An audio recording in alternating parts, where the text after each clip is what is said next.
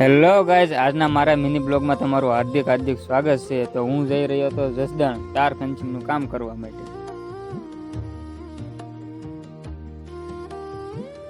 પછી તો પગી ગયા હોમનાથ ને કરી લીધા મહાદેવના દર્શન.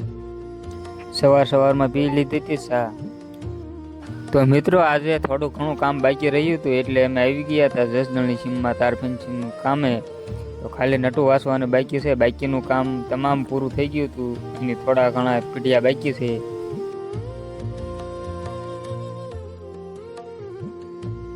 તો મિત્રો તમારે કોઈને આવું કામ કરાવવું હોય તાર ફેન્સિંગનું તો નીચે નંબર આપેલો છે, એમાં ફોન કરવો. ઉધડું કામ રાખવામાં આવશે તાર ફેન્સિંગનું અને તમે કયો એ રીતનું કરી આપવામાં આવશે. આ અમારો નંબર રાજુભાઈનો છે.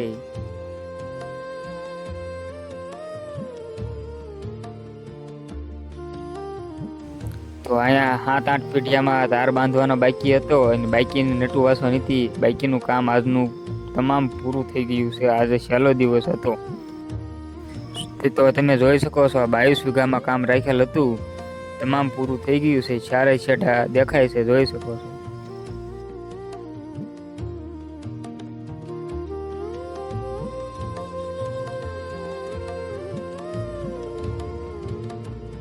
તો મિત્રો આ છે અમારા ધર્મેશભાઈ. હું ને અમારા ધર્મેશભાઈ બે ચાલુ વરસાદમાં બોલાવી દીધી બાકાજીથી નટ વાસવાની. તો મિત્રો થોડો વરસાદ આવી રહ્યો હતો અને અમે રેનકોટ પહેરીને બોલ વાસવામાં બોલાવી દીધી બાકાજીથી. તો મિત્રો આપણે કોટલાદર પૂગીને ખાઈ લીધી હતી મગનલાલની પાવભાજી. તો મિત્રો ફરી મળીશું નવા બ્લોગ સાથે.